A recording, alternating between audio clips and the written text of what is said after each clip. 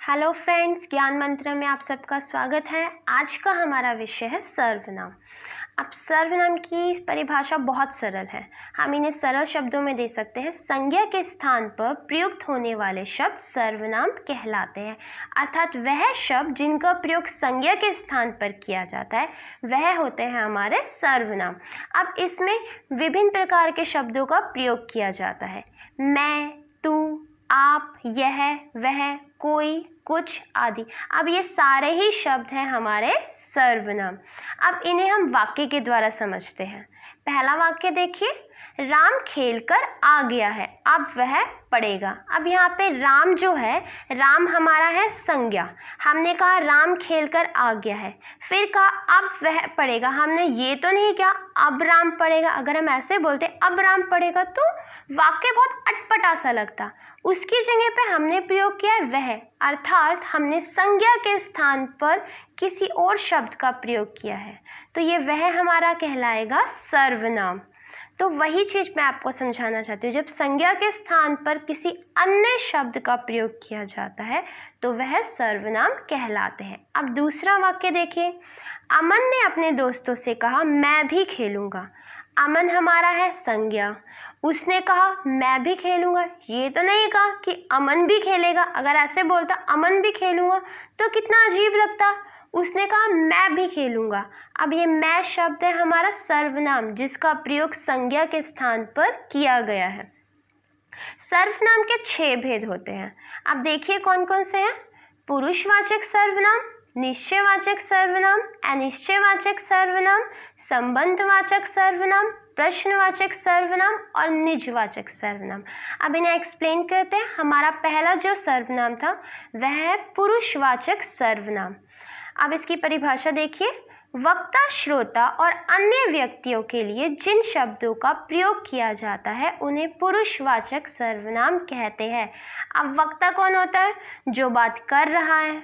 श्रोता जो सुन रहा है, और अन्य व्यक्ति जिसके तीसरे व्यक्ति के बारे में, जिसके बारे में हम बात कर रहे हैं, वह है हमारा अन्य व्यक्ति।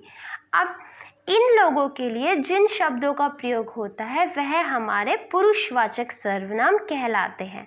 अब ये चीज आप उदाहरण से समझिए। मैं तुम्हें उसके घर ले चलूंगा। इस वाक्य को ध्यान से देखिए, इसमें 3 सर्वनामों का प्रयोग किया गया है। मैं तुम्हें उसके घर ले चलूंगा। यहाँ पे मैं हमारा क्या है? वक्ता, क्योंकि वो अपने बारे में बात कर रहा है, बात वही कर रहा है। मैं तुम्हें, जिससे वो बात कर रहा है, श्रोता, उसको उसने कहा तुम्हें। उसके, ये तीसरा व्यक्ति है, अन्य व्यक्ति है। तो ये तीनों हमारे क्या हुए? सर्वनाम, पुरुषवाचक सर्वनाम। अब ये व्यक्तियों के लिए प्रयोग किए गए, वक्ता, श्रोता और अन्य व्यक्तियों के लिए, इसलिए ये कहलाए पुरुषवाचक सर्वनाम। अगला वाक्य देखिए, मैं घर जा रही हूँ। यहाँ पर मैं अपने लिए प्रयोग किया गया है, एक व्यक्ति के लिए प्रयोग किया गया है, तो ये है हमारा पुरुषवाचक सर्वनाम। अब पुरुषवाचक सर्वनाम को 3 भागों में बांटा जाता है। पहला है हमारा उत्तम या प्रथम पुरुष। इसको उत्तम या प्रथम पुरुष कहा जाता है। अब इसमें कुछ जो सर्वनाम शब्द आते हैं वह देखिए, मैं, हम, मेरे, मुझे, हमें, हमारा। अब इन शब्दों को जरा ध्यान से देखिए। मैं अपने लिए प्रयोग करते हैं, हम भी अपने लिए प्रयोग करते हैं, मेरे भी अपने लिए प्रयोग करते हैं, मुझे, हमें, हमारा, ये सब हम अपने लिए ही करते हैं। तो ये जो सारे उत्तम पुरुष के शब्द हैं ये वक्ता के लिए प्रयोग हो रहे हैं, जो बात कर रहा है। समझ गए? तो उत्तम या प्रथम पुरुष क्या है हमारा, जिसमें हम अपने लिए शब्दों का प्रयोग कर रहे हैं, वो है हमारा उत्तम पुरुष सर्वनाम। अगला है हमारा मध्यम पुरुष। अब इसके शब्द देखिए, तुम, तू, तुम्हारा, तुम्हें, आप। अब ये सारे ही शब्द हम श्रोता के लिए प्रयोग करते हैं, जिससे हम बात कर रहे हैं कि तुम, आप क्या कर रहे हैं, आप क्या खाएंगे, हम श्रोता से बात कर रहे हैं ना, तो ये हमारा हुआ मध्यम पुरुष सर्वनाम। अगला आता है अन्य पुरुष। अन्य पुरुष में हम तीसरे व्यक्ति के बारे में बात कर रहे हैं जो यहाँ पे मौजूद नहीं है। वह, वे, उसे, उन्हें, उन्होंने, उसका, इसका, ये सारे अन्य पुरुष के लिए, किसी तीसरे व्यक्ति के लिए बात चल रही है जो हमारी बात में साथ में नहीं है। तो यह पता चल गया। उत्तम पुरुष वक्ता के लिए प्रयोग होता है, मध्यम पुरुष श्रोता के लिए और अन्य पुरुष अन्य व्यक्तियों के लिए। अब इसके बाद हमारा आता है निश्चयवाचक सर्वनाम। वह सर्वनाम शब्द जिनके द्वारा किसी निश्चित व्यक्ति अथवा वस्तु की ओर संकेत किया जाता है उन्हें निश्चयवाचक सर्वनाम कहते हैं। वैसे तो इसके नाम से ही पता चल रहा है, निश्चयवाचक, निश्चय हो गया है कि निश्चित है, तो उसी को हम निश्चयवाचक सर्वनाम कहते हैं। अब इसको उदाहरण से समझिए। यह हमारा विद्यालय है। अब ये निश्चित है कि यह जो विद्यालय है ना, यह शब्द जो है ये हमारा निश्चयवाचक सर्वनाम है, क्योंकि ये निश्चित करता है कि यह विद्यालय हमारा है। दूसरा देखिए, वह पुस्तक मेरी है। अब ये निश्चित होके कह रहा है कि वह जो पुस्तक है ना वो मेरी है। यह मेरा घर है, उसे बिल्कुल डाउट नहीं है कि ये घर किसका, उसने साफ कह दिया कि यह घर तो मेरा है। तो ये हुआ हमारा निश्चयवाचक सर्वनाम। हमारा अगला आता है अनिश्चयवाचक सर्वनाम। अब अनिश्चयवाचक सर्वनाम निश्चयवाचक सर्वनाम का उल्टा हो गया। जहाँ निश्चयवाचक सर्वनाम में हर चीज निश्चित थी, वहाँ अनिश्चयवाचक सर्वनाम में निश्चित नहीं है कि ये चीज किसकी है। देखिए अब परिभाषा से, जो सर्वनाम शब्द किसी निश्चित व्यक्ति अथवा वस्तु का बोध नहीं कराते, अब ये किसी निश्चित व्यक्ति या वस्तु का बोध नहीं करा रहे, इसलिए इन्हें अनिश्चयवाचक सर्वनाम कहा गया है। अब इसके उदाहरण से समझिए। आपको कोई बुला रहा है। अब इन्होंने कहा है आपको कोई, ये जो कोई है ना हमारा, ये अनिश्चयवाचक सर्वनाम है, क्योंकि हमें ये नहीं पता कि कौन बुला रहा है, कोई बुला रहा है। अब ये कोई भी हो सकता है, हमें नहीं पता, तो ये हमारा कोई क्या हुआ, अनिश्चयवाचक सर्वनाम। अगला देखिए, कुछ खाकर बाहर जाना। अब इसने कहा खाकर तो बाहर जाना, लेकिन कुछ क्या खाना है ये तो बताया ही नहीं। अब यहाँ पे निश्चित तो है ही नहीं कि हमें खाना क्या है, ये तो अनिश्चित है, तो ये कहलाया हमारा अनिश्चयवाचक सर्वनाम। अब हमारा अगला आता है संबंधवाचक सर्वनाम।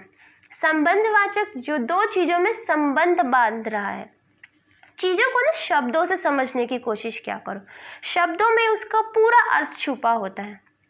संबंध दर्शा रहा है। अब इसकी जरा परिभाषा देख लीजिए। जो सर्वनाम वाक्य या उपवाक्य में प्रयोग दूसरे संज्ञा या सर्वनाम शब्दों के साथ संबंध व्यक्त करने के लिए प्रयोग में आते हैं उन्हें संबंधवाचक सर्वनाम कहते हैं।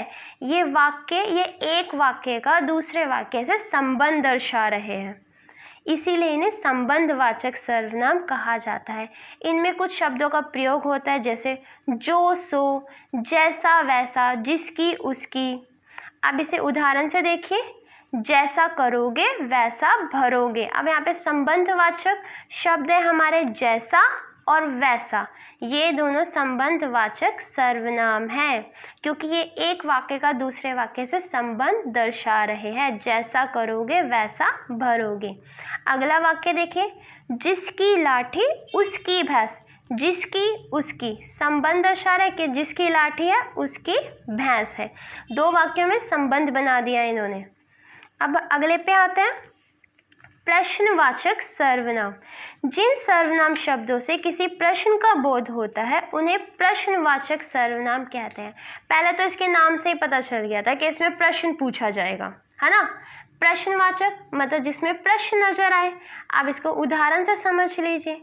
आपका नाम क्या है। अब ये क्या शब्द प्रश्न सूचक है, जो सामने वाले से प्रश्न पूछता है, तो क्या हुआ हमारा प्रश्नवाचक सर्वनाम। अगला वाक्य देखिए, आप कब आएंगे। कब हमें नहीं पता, हम पूछ रहे हैं, सवाल पूछ रहे हैं, ये प्रश्न पूछा जा रहा है, तो ये कब हुआ हमारा प्रश्नवाचक सर्वनाम। मेरे साथ कौन चलेगा, यहाँ पे भी प्रश्न पूछा जा रहा है, तो कौन से हमें प्रश्न का आभास हो रहा है, तो कौन हुआ हमारा प्रश्नवाचक सर्वनाम। अब लास्ट निजवाचक सर्वनाम देख लेते हैं। वह सर्वनाम शब्द जिनका प्रयोग कर्ता स्वयं के लिए करता है। अब ये वह सर्वनाम शब्द है जिनका प्रयोग कर्ता स्वयं के लिए कर रहा है, वह कहलाते हैं हमारे निजवाचक सर्वनाम। अब इसको उदाहरण से समझाती हूँ। मैं स्वयं चला जाऊंगा। अब मैं करता हूँ, मैं अब बात कर रही हूँ, मैं ही करता हूँ, तो मैंने कहा मैं स्वयं चला जाऊंगा। अपने लिए जिन शब्दों का प्रयोग हो रहा है, स्वयं, स्वयं मैंने अपने लिए किया ना, तो ये हमारा हुआ निजवाचक सर्वनाम। मैं अपने आप घर आ सकती हूँ। ये अपने आप मेरी निजता दर्शा रही है कि मैं अपने बारे में बात कर रही हूँ कि मैं अपने आप घर आ सकती हूँ। तो ये हुआ हमारा निजवाचक सर्वनाम। अब आज के पाठ में बस इतना ही। अगर कुछ समझ ना आए तो आप मुझसे कमेंट में सवाल पूछ सकते हैं। अगर वीडियो पसंद आए तो please like, share and subscribe जरूर करें। धन्यवाद।